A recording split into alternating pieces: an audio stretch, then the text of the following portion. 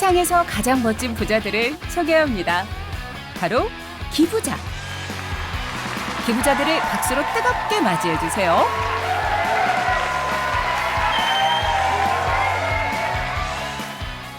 (6.25) 사변이 났을 때 학교를 다녔어요. 기아에 대해서는 조금 신경을 많이 쓰는 편이에요. 이제 제가 강아지를 좀 좋아해서 동물보호단체에 이제 기부를 좀 하고 있어요. 제가 기부하는 단체에 함께 행동하는 걸로도 참여해서 뭐 달리기 기부라든지 또는 걷기 기부라든지 이런 부분들이 굉장히 와닿더라고요. 그래서 홈리스 분들께서 그 잡지를 판매하실 수 있도록 옆에서 같이 홍보하고 지지해주는 역할로 처음엔 참여를 했습니다. 확실히 보이는 트렌드는 기부자들의 자기 주도성이 굉장히 커졌다. 기부자의 생각이 굉장히 다양하고 원하는 것도 수준이 굉장히 다양하기 때문에 거기에 맞는 커뮤니케이션 스킬을 개발하는 것은 굉장히 중요한 것 같고요. 기부자들이 기부를 망설이는 이유는 무엇일까요? 최근에 퇴사를 했어가지고 아무래도 좀 금전적인 이유로 잠시 내가 한 기부 금액이 정말 그 대상자한테 잘 전달이 되는지 제가 직접 이제 알아보고 하는 게 좀 번거롭기도 하고 좀 대부분의 기부의 어떤 메시지나 테마들이 10년 전이랑 크게 안 달라진 것 같습니다. 지하철역 앞에 가면 스티커 붙여달라고 하잖아요. 그것부터 일단 좀 없앴으면 좋겠고 정말 이미지 안 좋다고 생각해요, 저는. 거친 말을 얘기하자면 삐끼처럼 이제 그런 광고, 이제 그런 모금 에스킹 그만 보고 싶다라는 얘기들이 분명히 들리고 있거든요. 10년 동안 해왔던 이야기 말고 이제 변화를 좀 보고 싶어라는 요청들이 분명히 있기 때문에 저는 이제 그런 기부 문화의 변화에 태동이 이제 되고 있는 거 아닌가? 여러분은 왜 기부하시나요? 어려운 사람들을 좀 돕고 싶은 마음이 들어서 좋은 사람이 되고 싶은 것을 가장 쉽게 할 수 있는 방법이 그런 기부 활동이라고. 기부를 하면 나 자신이 좋고 아주 작은 보람이라든지 약간의 사회적 의미를 느끼기 때문이지 않을까. 제가 기부를 하던 가장 큰 원인은 사회적 책임. 확실히 2010년 중반까지만 해도 동정심이라는 게 일단은 되게 큰 기부 동기 중에 하나였고요.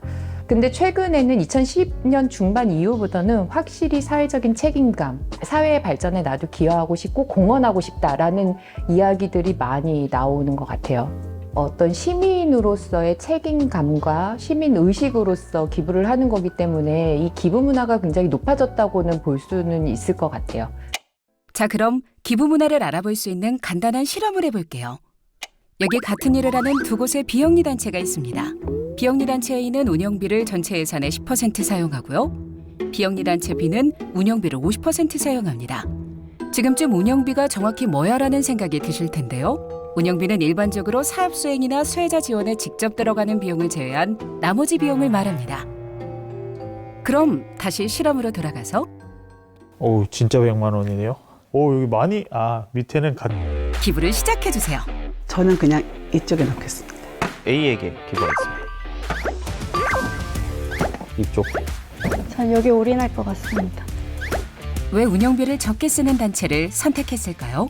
아끼고 해서 우리가 보내드리는데 운영비를 많이 쓰시는 것보다 그 받는 수혜자들에게 많은 도움이 더욱 갔으면 좋겠습니다. 계속 머릿속에 남는 사진이 하나 있거든요. 그 요트에 타가지고 내가 내는 기부금들이 잘 쓰여지고 있나 이런 생각들은 다들 한 번씩은 해보지 않을까 싶어요. 안 좋은 일이 벌어지면 전체가 매도되듯이 뭐 그런 거가 아닌가 싶습니다. 개인적으로는 전문성이 조금 떨어진다고 생각합니다.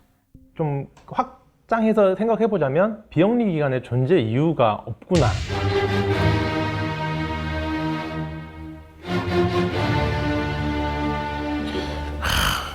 운영비를 13% 혹은 10%만 뗄게, 5%만 뗄게가 아니라 100만 원을 기부를 했으면 120만 원, 150만 원의 가치를 만들어야지 이분들이 이런 기관들을 통해서 기부를 하실 텐데 우리가 하고 있는 일의 존재 이유들을 증명해내지 못했기 때문에 잠시만요.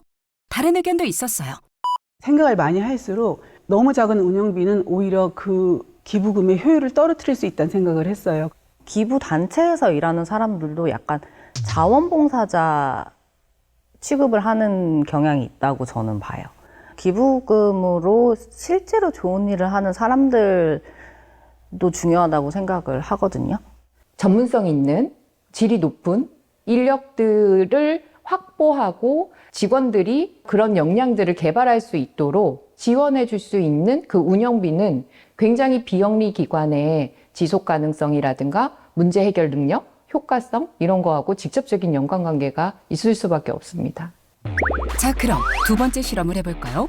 주어진 운영비를 최대한 잘 사용하는 모습을 보여준다면 기부자들은 어떤 선택을 하게 될까요? 운영비 10%를 사용하는 A단체는 보호아동에게 학습교재와 용품을 전달합니다. 필요 물품을 온라인 주문과 택배 배송을 통해 전달해 비용을 절감합니다.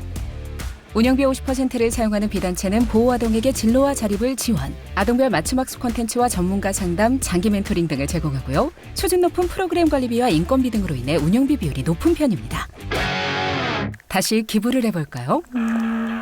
이번엔 B한테 올인할 것 같습니다. 그래도 이쪽에다가 운영비를 10% 사용하는 단체에 기부했던 7명 중 6명의 생각이 바뀌었습니다. 기부자들이 원하는 건 과연 무엇일까요?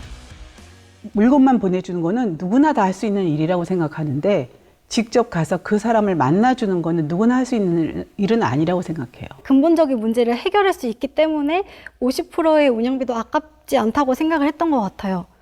기부단체의 활동 결과를 찾아본 적 있으세요? 솔직히 말씀드리면 제가 기부했던 곳에 연차 보고서를 열어본 적은 단 한 번도 없었던 것 같습니다. 사실 그 보고서 자체를 볼 생각을 하지 못했던 것 같아요. 저희가 받는 성취나 기부에 대한 결과는 운영 단체에서 보여주는 거예요. 어떻게 기부금이 흘러가는지에 대해서, 나의 작은 참여가 어떻게 큰 변화를 만들었는지에 대해서 조금 더 친숙하고 보기 쉽고 또 재미있게 표현해주면 좋을 것 같아요. 우리가 해야 될 역할들은 이 시민들이 생각하지 못하는 부분에 있어서의 문제들을 끄집어내고 그 문제들을 해결하는 변화들을 보여주는 것, 그게 커뮤니케이션의 처음과 끝이 돼야 된다고 생각을 하는데, 지금은 최악단에 있는 빈곤, 어려움, 극한 어떤 사각지대 문제, 이런 것들을 얘기만 하고 있고 더 이상 이제 소통이 많이 끊겨 있는 거죠. 비영리 기관이 대중들한테 기부해주세요를 얘기하는 게 아니라 우리는 어떤 문제를 어떻게 해결하려고 하고 있습니다라는 이야기들을 하는 것이 신뢰를 얻는 것의 기본이라고 생각을 하는 거죠. 기부는 돈을 가장 가치 있게 쓰는 방법 중 하나죠. 비영리가 기부자에게 자신의 능력과 노력을 잘 설득할 수 있다면 끈끈한 신뢰를 바탕으로 함께 더 큰 가치를 만들어낼 수 있지 않을까요?